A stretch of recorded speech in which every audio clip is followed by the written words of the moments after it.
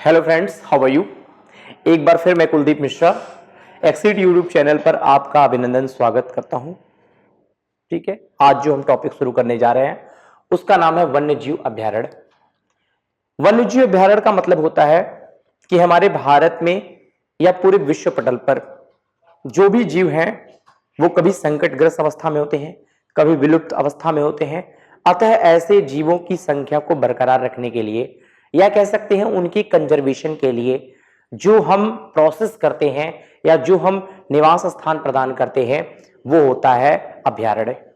और जो जो अभ्यारण्य की प्रक्रिया होती है, क्योंकि जीवों का जो संबंध होता है, जंतुओं का या पक्षियों का जो संबंध होता है वो प्रकृति से होता है और प्रकृति में उनका जो निवास स्थान होता है वो वन होते हैं, इसीलिए इसका नाम पड़ा वन्य जीव अभ्यारण्य। यहां पर हमने भारत के वन्य जीव अभ्यारण्य पर डिस्कस करना चाहूंगा। ये आप मैप देख रहे होंगे, ये पूरा भारत का मैप है, भारत का मानचित्र है। इस मानचित्र पर हमने भारत में पाए जाने वाले सभी वन्य अभ्यारण्यों को रिप्रेजेंट किया है और वो कहां पर पाए जाते हैं उनको भी हमने यहां पर रिप्रेजेंट किया है। वैसे तो देखा जाए कि भारत में लगभग 500 वन्यजीव अभ्यारण्य है, जिसमें 28 जो वन्यजीव अभ्यारण्य है वो बाघ के संरक्षण के लिए प्रसिद्ध है और उसके बाद जो भी वन्य अभ्यारण्य है कुछ टाइगर के लिए, कुछ हाथियों के लिए और कुछ पक्षी वन्य अभ्यारण्य के रूप में जाने जाते हैं। तो यहां पर जो क्वेश्चंस पुटअप हुआ है या आज तक विभिन्न एग्जामों में, चाहे वनडे एग्जाम हो, चाहे वो पीसीएस का एग्जाम हो, लोअर सबऑर्डिनेट का एग्जाम हो, अपर सबऑर्डिनेट का एग्जाम हो, समीक्षा अधिकारी का एग्जाम हो, कोई भी एग्जाम हो, वहां पर केवल जो क्वेश्चंस पुटअप होते हैं वो इस तरह के क्वेश्चन पुटअप होते हैं कि इस वन्यजीव अभ्यारण्य या वन्यजीव अभ्यारण्य किस जंतु के लिए, किस जीव के संरक्षण के लिए प्रसिद्ध है। दूसरा क्वेश्चन यहां पर यह पुटअप होता है कि यह वन्यजीव अभ्यारण्य किस स्थान पर अवस्थित है।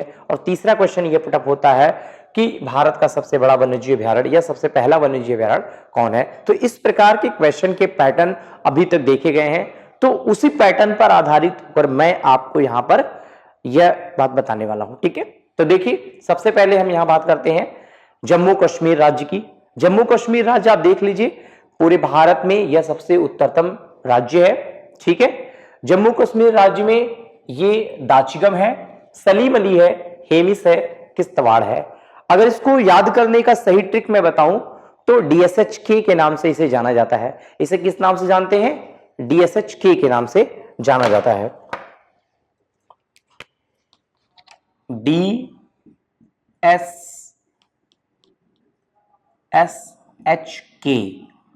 DSHK का मतलब होता है, डी से होता है दाचिगम, एस से होता है सलीम अली, एच से होता है हेमिस और के से होता है किश्तवाड़।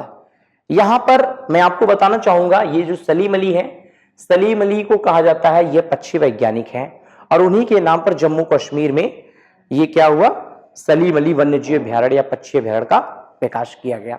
ठीक है, यहां पर जो दाचिगम देख रहे हैं, यहां पर यह पूरे भारत का एकमात्र ऐसा वन्यजीव अभ्यारण्य है जहां पर कश्मीरी मृग पाले जाते हैं, यानी कश्मीरी मृग का संरक्षण किया जाता है। किसका किया जाता है? कश्मीरी मृग। यानी पूरे भारत में दाचिगम वन्यजीव अभ्यारण्य एकमात्र ऐसा वन्यजीव अभ्यारण्य है जहां पर कश्मीरी मृग का संरक्षण किया जाता है। ठीक है, फिर आप देख सकते हैं यहां पे ये हरियाणा में है। हरियाणा में आपको एक प्रसिद्ध जो पक्षी अभ्यारण्य सुल्तानपुर पक्षी अभ्यारण्य के नाम से जाना जाता है। उसी प्रकार यहां पर देखिए राजस्थान क्षेत्र में बहुत सारे हैं, रणथंभौर के नाम से जाना जाता है। ठीक है, सरिस्का है, केवला देव, घाना है। तो घाना और केवला देव यहां पर एक पक्षी अभ्यारण्य के रूप में जाने जाते हैं, जबकि रणथंभौर और सरिस्का ये वन्यजीव अभ्यारण्य के रूप में जाने जाते हैं। ये आप देख रहे हैं गुजरात में गिर पर्वत है, उसी गिर पर्वत पर एक वन्यजीव अभ्यारण्य है जो बंगाल लायन के लिए प्रसिद्ध है। ठीक है, शेर के लिए प्रसिद्ध है। आप जानते हैं कि गिर वन्यजीव अभ्यारण्य में ही एक पक्षी अभ्यारण्य भी बनाया गया है। उस पक्षी अभ्यारण्य का नाम है नल सरोवर। क्या नाम है? नल सरोवर। ये नल सरोवर जो पक्षी अभ्यारण्य है ये गिर वन्यजीव अभ्यारण्य में ही गुजरात राज्य में बनाया गया है। ठीक है, फिर इसके बाद देखिए यहां पर आप देखिए एमपी पूरे भारत में मध्य प्रदेश एक ऐसा राज्य है जहां पर कि सर्वाधिक वन्यजीव अभयारण्य मिलते हैं। अभी हाल ही में देखा गया कि गुजरात में जो बाघ थे वो संरक्षित नहीं हो पा रहे थे, तो उनके संरक्षण के लिए इन बाघों को मध्य प्रदेश के पालकुनो वन्यजीव अभयारण्य में स्थानांतरित किया गया। तो यहां पर एक जो पालकुनो वन्यजीव अभयारण्य है, यह करंट अफेयर की दृष्टि से एक महत्वपूर्ण अभयारण्य के रूप में जाना जाता है। और यह पूछा जा सकता है क्वेश्चन कि वह कौन सा वन्यजीव अभयारण्य है जहां पर बाघ के संरक्षण के लिए, ठीक है, स्थान दिया गया, अर्थात जो गुजरात में जो बाघ पाए जाते हैं उनके संरक्षण के लिए किस वन्यजीव अभयारण्य में इन्हें स्थानांतरित किया गया। तो आपका सीधा सा आंसर होगा पालकुनो वन्यजीव अभयारण्य। यहां पर देख रहे हैं पेंच अभयारण्य है, बांधवगढ़ अभयारण्य है, ये सारे जो वन्यजीव अभयारण्य है वो आपके मध्य प्रदेश में पाए जाते हैं। इसके बाद आप देखिए ये कर्नाटक है। कर्नाटक में देख सकते हैं नागरहोल है, कुद्रेमुख है। कुद्रेमुख जैसा कि मैंने आपको पहले भी बताया था, कुद्रेमुख एक चोटी है जिसकी ऊंचाई 1892 मीटर है और यह पश्चिमी घाट की सबसे ऊंची चोटी है जो कर्नाटक में है। तो उसी पर एक वन्यजीव अभयारण्य है जिसका नाम है कुद्रेमुख। फिर इसके बाद ये बांदीपुर है, फिर बन्नेरघट्टा और तुंगभद्रा, ठीक है। तो बन्नेरघट्टा के विषय में अगर मैं आपसे बात करूं तो बन्नेरघट्टा भारत का सबसे पहला या कह सकते हैं एकमात्र तितली राष्ट्रीय उद्यान है। ये जो बन्नेरघट्टा है ये भारत का क्या है, एकमात्र तितली राष्ट्रीय उद्यान है।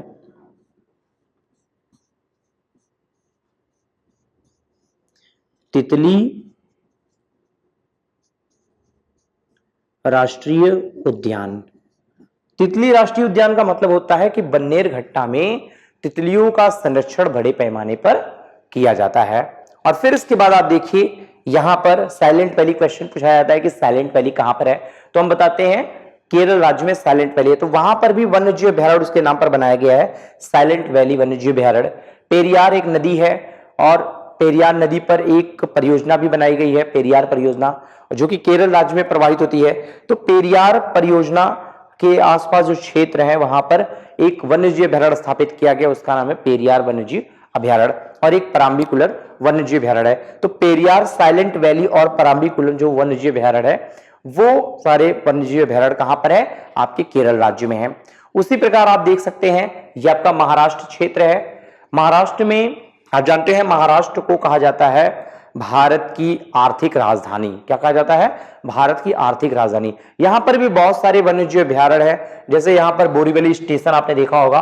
तो बोरीवली स्टेशन जो है बोरीवली क्षेत्र में है, तो वहां पर बोरीवली क्षेत्र में जो वन्यजीव अभयारण्य स्थापित किया गया है उसे कहा जाता है बोरीवली वन्यजीव अभयारण्य। एक पेंच वन्यजीव अभयारण्य आपका मध्य प्रदेश में है और एक पेंच आपका महाराष्ट्र में भी है, ठीक है। फिर इसके बाद तंसा, नवेगांव और संजय गांधी जो वन्यजीव अभयारण्य है वो आपके महाराष्ट्र में है।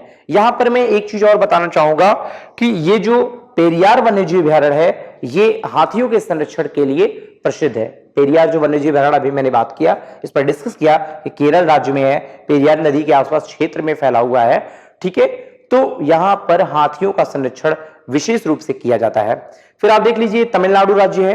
तमिलनाडु राज्य में भी बहुत सारे वन्यजीव अभयारण्य मौजूद हैं। आप देख सकते हैं इस मैप में, यहां पर नीलगिरी है, मुदुमलाई है, मन्नार की खाड़ी है। आप देख सकते हैं जो मन्नार की खाड़ी है ये श्रीलंका और भारत को बिल्कुल अलग करती है। तो यहां पर भी वन्यजीव अभयारण्य के लिए एक अनुकूल दशा उपस्थित है, इसलिए वहां पर भी वन्यजीव अभयारण्य को स्थापित किया गया। और नीलगिरी आप जानते हैं, नीलगिरी दक्षिण भारत की एक ऐसी पर्वत चोटी है, एक ऐसी पर्वत श्रेणी है जो पूर्वी घाट को पश्चिमी घाट से पूर्णतः जोड़ती है।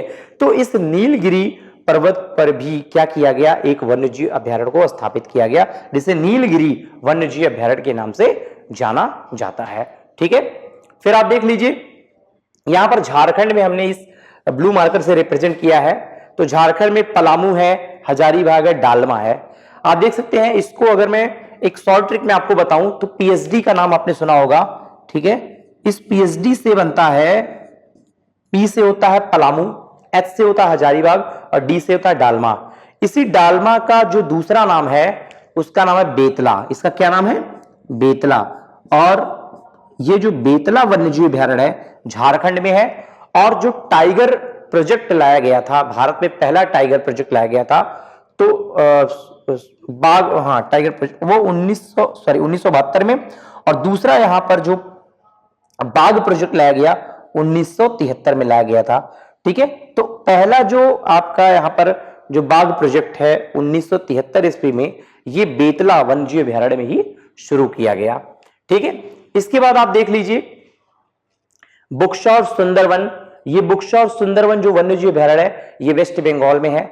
सुंदरवन का मतलब होता है कि यहां पर सुंदरी वृक्ष की प्रमुखता है, प्रधानता है, इस वजह से यहां पर पाए जाने वाले वनों को और वहां पर निवास करने वाले जीवों को एक साथ कहा जाता है आपका सुंदरवन वन्यजीव अभयारण्य। आप जानते हैं कि पश्चिम बंगाल में भी ये बंगाल लायन के लिए विशेष रूप से जाना जाता है, साथ में बाघों के लिए भी विशेष रूप से यह जाना जाता है, उनके संरक्षण के लिए जाना जाता है। फिर आप देख लीजिए मिजोरम है, और मिजोरम में दो हैं आपके इटंकी और डंफा। ठीक है, इटंकी और डंफा जो वन्यजीव अभयारण्य है आपके मिजोरम में है। इसी प्रकार आप देखिए नोकरेक। नोकरेक मैंने आपको शायद पहले ही बताया था, जब मैं प्रायद्वीपीय क्षेत्र आपको पढ़ा रहा था भारत का, तो उस समय मैंने बताया था कि मेघालय पठार है, और मेघालय पठार की सर्वोच्च चोटी है नोकरेक। तो उसी नोकरेक चोटी पर ही एक वन्यजीव अभयारण्य है जिसे नोकरेक वन्यजीव अभयारण्य कहते हैं, जो कि मेघालय राज्य में स्थित है। उसी प्रकार आप देखिए मणिपुर। मैंने आपको बताया था झील पढ़ाते समय कि मणिपुर में एक झील है, उसका नाम है लोकटक झील। वह जो लोकटक झील है वो पूर्वोत्तर भारत की सबसे बड़ी मीठे पानी की झील है। और मैंने शायद आपको यह भी बताया था कि लोकटक झील जो मणिपुर में है वहां पर भारत का सबसे पहला तैरता हुआ राष्ट्रीय उद्यान है, उसका नाम हमने आपको बताया था किबुल लामजाओ। तो किबुल लामजाओ एक राष्ट्रीय उद्यान है जो कि लोकटक झील पर मणिपुर राज्य में स्थित है। ठीक है, तो यहां पर जो मैंने लिखा है किबुल लामजाओ ये मणिपुर का है। उसी प्रकार आप देख लीजिए असम में। असम में भी बाघों का संरक्षण और एक सिंह गैंडों के लिए यह प्रसिद्ध है। असम में देखिए काजीरंगा है, तो काजीरंगा विशेष रूप से एक सिंह गैंडे के लिए प्रसिद्ध है। एक सिंह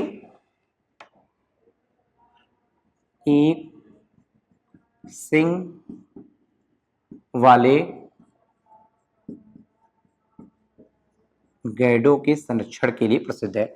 आपका ये जो काजीरंगा वन्यजीव अभयारण्य है वह एक सिंह गैंडों के संरक्षण के लिए प्रसिद्ध है। इसके अतिरिक्त यहाँ पे मानस है, नामेरी है, डिब्रूगढ़ है। तो इस प्रकार ये सारे जो आपके वन्यजीव अभयारण्य है वो कहां पर है, असम राज्य में है। और इसी प्रकार आप देखिए यहाँ पर ये अरुणाचल प्रदेश है। अरुणाचल प्रदेश में आप देखेंगे नामदफा जो एक प्रसिद्ध वन्यजीव अभयारण्य है यहाँ पर स्थित है। इसी प्रकार आप देखेंगे यह उत्तर प्रदेश है। उत्तर प्रदेश में वैसे बहुत सारे वन्यजीव अभयारण्य है, जैसे एक नाम मैंने यहाँ पर नहीं लिखा है, उसका नाम है चंद्रप्रभा, च से चंद्रप्रभा। और उत्तर प्रदेश में एक जिला है बनारस के पास है चंदौली। तो चंद्रप्रभा जो वन्यजीव अभयारण्य है वो आपका चंदौली जिले में है। और एक लखीमपुर खीरी में है जो एक तराई क्षेत्र है पीलीभीत के पास है। तो लखीमपुर खीरी में एक वन्यजीव अभयारण्य है जिसका नाम है दुधवा राष्ट्रीय उद्यान, जो कि उत्तर प्रदेश में है। ठीक है, इसके बाद आप देख सकते हैं ये उड़ीसा है। उड़ीसा का नाम अब चेंज करके लिखा गया उड़ीसा। और उड़ीसा में एक झील है जिसे कहा जाता है यह भारत की सबसे बड़ी खारे पानी की लेगून झील है। तो चिल्का झील के नाम पर यहां पर चिल्का वन्यजीव अभयारण्य बनाया गया। और इसी के अतिरिक्त यहां पर भितरकनिका और सिमलीपाल जो वन्यजीव अभयारण्य है वह भी आपके ओडिशा राज्य में है। ठीक है, उसी प्रकार आपका छत्तीसगढ़ में इंद्रावती है। वाल्मीकि जो वन्यजीव अभयारण्य है वो आपका बिहार में है। और सिक्किम में एक जो ऊंची चोटी है इसका नाम है कंचनजंगा। मैंने आपको बताया था कंचनजंगा जो है वह भारत की हिमालय क्षेत्र में दूसरी ऊंची चोटी है, और अगर विश्व पटल पर देखा जाए तो ये तीसरी सबसे ऊंची चोटी है, जिसकी ऊंचाई हमने आपको बताया था कि 8,598 मीटर है। तो इसी कंचनजंगा चोटी पर एक वन्यजीव अभयारण्य जिसका नाम है कंचनजंगा वन्यजीव अभयारण्य। फिर देखिए यहां पर ये उत्तराखंड है। उत्तराखंड जो है भारत का 27वां राज्य है। मैंने आपको बताया था 9 नवंबर सन 2000 को उत्तराखंड उत्तर प्रदेश से अलग हुआ था। इस राज्य को अलग करने का कारण सबसे पहला विकास था, यानी उस क्षेत्र में विकास नहीं हो पा रहा था, इस वजह से उस विकास के दृष्टिकोण से उत्तराखंड को उत्तर प्रदेश से अलग किया गया। यह भारत का 27वां राज्य है। यहां पर यह पूरा का पूरा जो क्षेत्र है वो पर्वतीय क्षेत्र है, और पर्वतीय क्षेत्रों में वनों की प्रचुरता है, अतः यहां पर वन्यजीव अभयारण्य होना स्वाभाविक है। तो यहां पर भी बहुत सारे वन्यजीव अभयारण्य आप देख सकते हैं। कार्बेट वन्यजीव अभयारण्य राष्ट्रीय उद्यान है, नंदा देवी है, गंगोत्री है, फूलों की घाटी है, राजाजी है।